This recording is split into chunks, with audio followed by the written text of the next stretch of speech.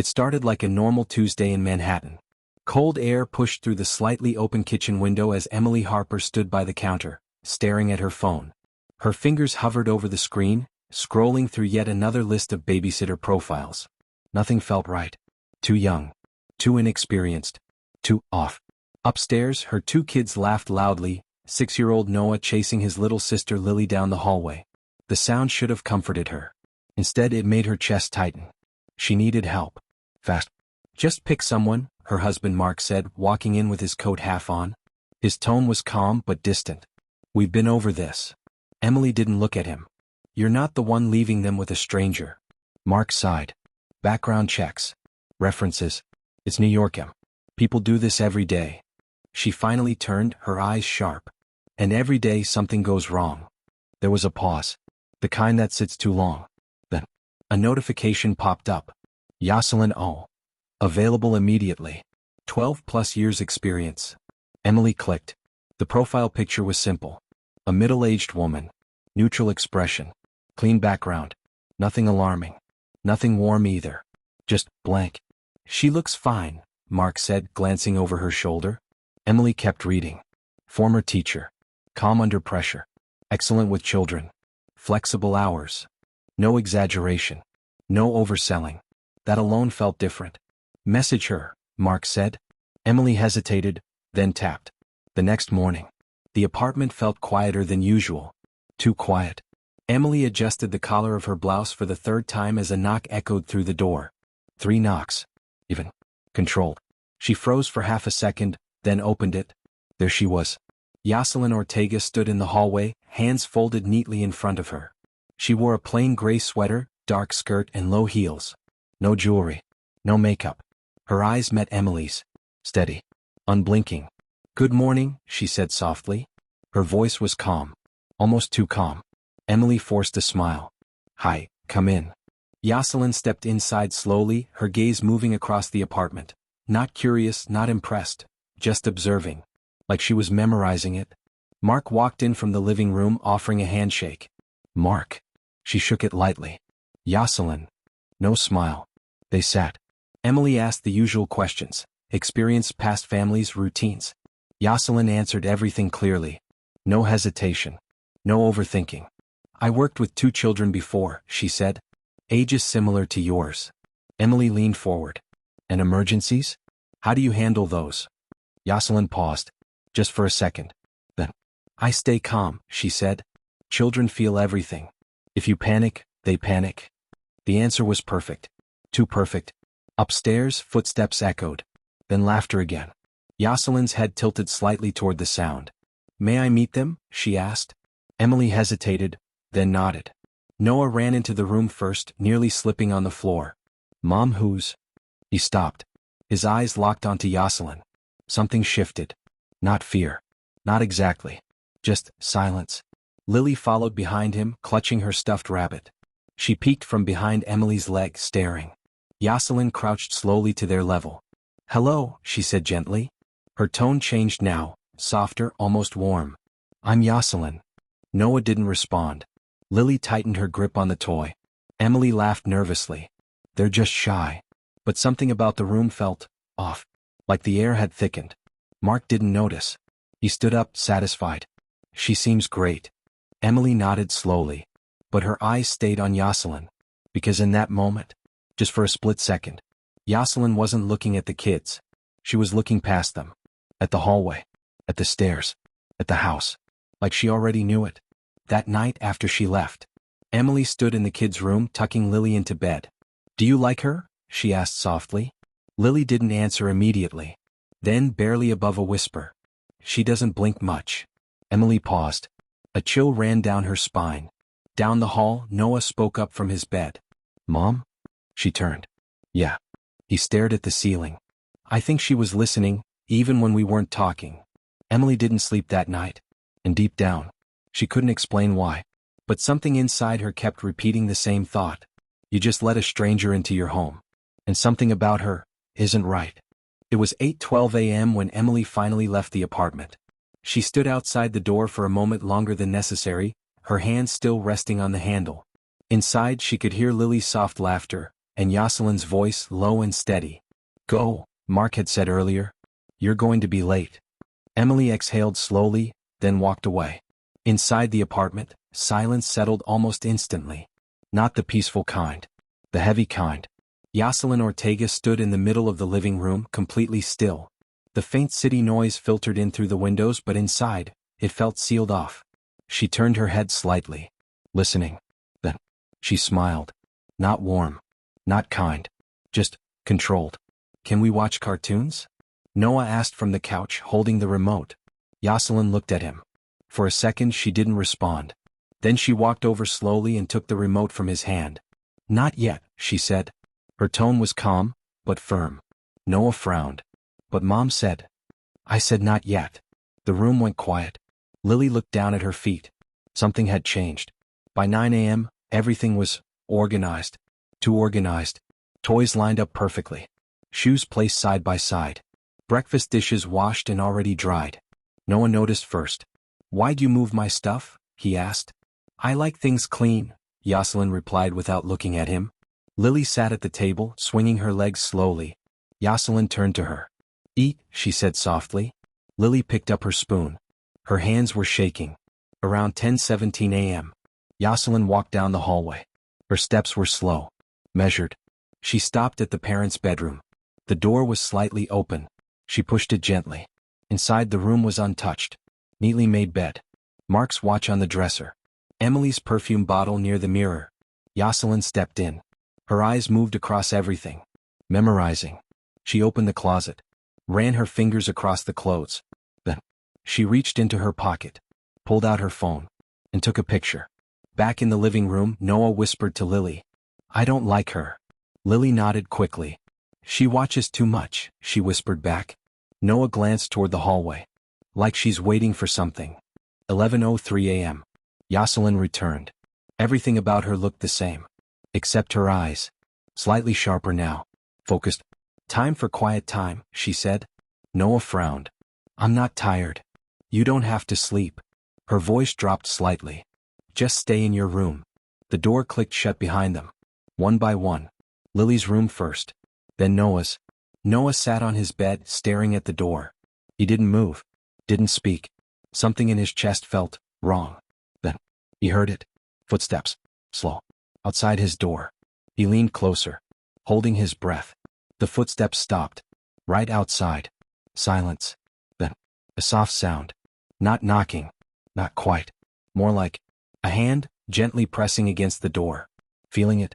Noah's eyes widened. He didn't move. Didn't breathe. And then, the hand slid away. The footsteps continued. Down the hallway. Across the apartment. Jocelyn stood in the living room again. Still. Quiet. Waiting. She turned her head toward the kids' rooms. And whispered to herself. Good. That afternoon, Emily's phone buzzed. A message from Jocelyn. Everything is fine. Kids are resting. Emily stared at the text. Something about it felt empty. No emoji. No detail. No warmth. Just words. She typed back. Are they okay? The reply came instantly. Yes. Emily locked her phone. But her chest tightened. Because she realized something. She hadn't heard her kids' voices. Not once. Since she left. Emily got home earlier than usual. 5:14 p.m. She didn't plan it. Didn't even think about it. Her body just moved. The hallway outside the apartment felt colder than normal. Quiet. Too quiet. She reached the door and paused. Something was off. No TV. No laughter. No sound at all. Her fingers tightened around the handle. Then she opened it. Inside. Everything was clean. Perfectly clean. Too perfect.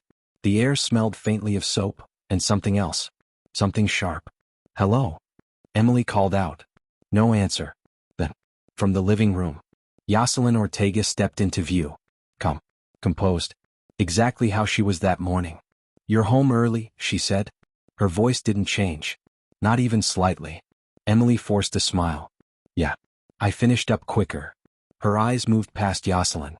Where are the kids? Pause. Too long. They're resting, Jocelyn replied. Emily's stomach dropped. Resting? It was a long day, Jocelyn said. Still calm.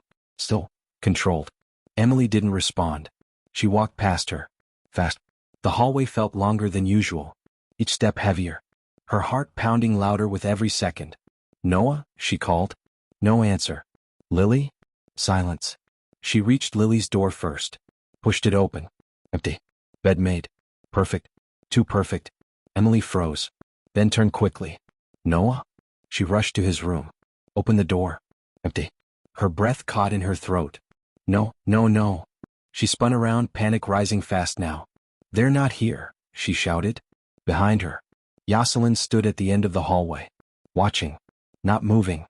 "They were just here," Jocelyn said quietly. Emily's voice shook. "What do you mean just here? Where are my kids?" Silence. Then, Jocelyn tilted her head slightly, like she was thinking. "They were loud," she said, softly. "They wouldn't listen." Emily's chest tightened. "What did you do?" No answer. Emily ran past her, back into the living room. Her eyes scanned everything. The couch, the floor, the kitchen. Nothing. Then, she saw it. Near the edge of the hallway. Something small. On the floor. Lily's stuffed rabbit. Emily dropped to her knees, grabbing it. Her hands trembled. "Lily," she whispered. Behind her. Footsteps. Slow. Measured. Jocelyn's voice came again. Lower now. Quieter. "They made too much noise." Emily turned sharply. Fear fully visible now. "What did you do to them?" Jocelyn's face didn't change. No anger. No panic. Nothing. Just calm. "They're quiet now." The words hit like ice. Emily scrambled back, her breath breaking. "You're lying. Where are they?" Jocelyn took one step forward, then stopped. For the first time, a faint smile appeared. Not kind. Not human. "Go look," she said. Emily didn't think. Didn't hesitate. She ran. Toward the bathroom. Because suddenly, she remembered something. That smell. That sharp, strange smell. Her hand shook as she reached for the door. Behind her. Silence. Jocelyn didn't move. Didn't follow. She just stood there. Watching. Waiting. Emily pushed the door open. And then, she screamed. Emily's scream didn't sound human. It tore through the apartment. Raw, broken, uncontrollable. She stumbled backward out of the bathroom, hitting the wall hard. Her hands were shaking violently, her breath coming in short, uneven bursts. "No, no, no." Her voice collapsed into itself. Inside the bathroom, water dripped slowly. The faint smell of cleaning chemicals hung heavy in the air. And everything was wrong. Emily couldn't look again. Her body refused. Her mind was already breaking under what it had just seen. She turned. And there, at the end of the hallway, Jocelyn Ortega was still standing. Exactly where she had been. Waiting. Emily's voice cracked. "What did you do?" Jocelyn didn't answer immediately. She took a slow step forward. Then another. Her face still calm, but her eyes, empty. "They wouldn't stop," she said quietly. Emily shook her head violently. "Stop, just stop talking." Her hands fumbled for her phone. She dropped it, picked it up again, dialed. Her fingers slipped over the screen. 911, what's your emergency?" Emily tried to speak, but the words wouldn't come out. My kids please," Her voice broke completely. Behind her. Footsteps. Closer now. Emily turned sharply. "Don't come near me." Jocelyn stopped. Just a few feet away. For the first time, something shifted in her expression. Not fear. Not regret. Something else.